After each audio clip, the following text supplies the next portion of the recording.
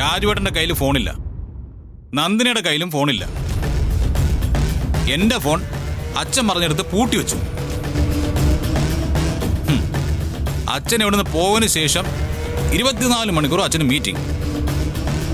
അച്ഛൻ എന്നെ കുറിച്ച് അറിഞ്ഞിട്ടില്ല, എന്റെ വിശേഷങ്ങൾ അറിഞ്ഞിട്ടില്ല. എന്നോടൊന്ന് സംസാരിക്കാൻ അച്ഛന് സമയവുമില്ല. ജയിച്ചു എന്ന് കരുതിയല്ലേ?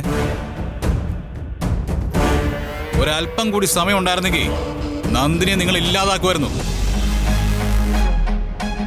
പക്ഷേ വിധി അതാണ് ശരി. അതാണ് എന്നെ എഴുന്നേൽപ്പിച്ചതും, അതാണ് എന്നെ പുറത്തു കൊണ്ടുവന്നതും. ഇനിയെങ്കിലും നിങ്ങൾക്ക് നിങ്ങളുടെ തോൽവി ഒന്ന് അംഗീകരിച്ചുകൂടെ? ഞാൻ ശ്രമിക്കുന്നതേ എന്റെ കുടുംബത്തിന്റെ അന്തസ്സ് നിലനിർത്താന്.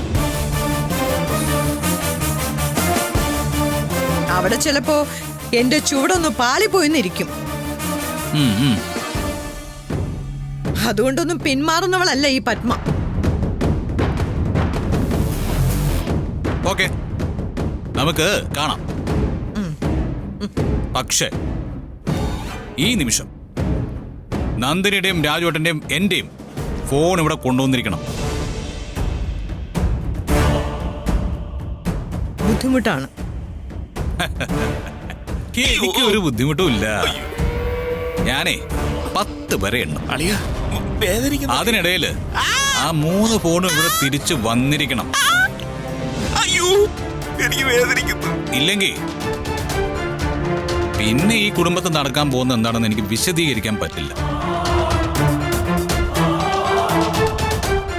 ഈ ചെയ്തു കൂട്ടിയതിനൊക്കെ ഒരാളെ പോലും വിടാതെ ഞാൻ തിരിച്ചു തന്നിരിക്കും. കാണണോ? കാണോ നിങ്ങക്ക്?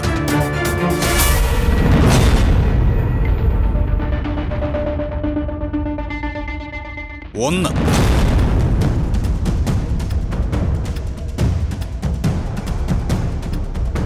2, 3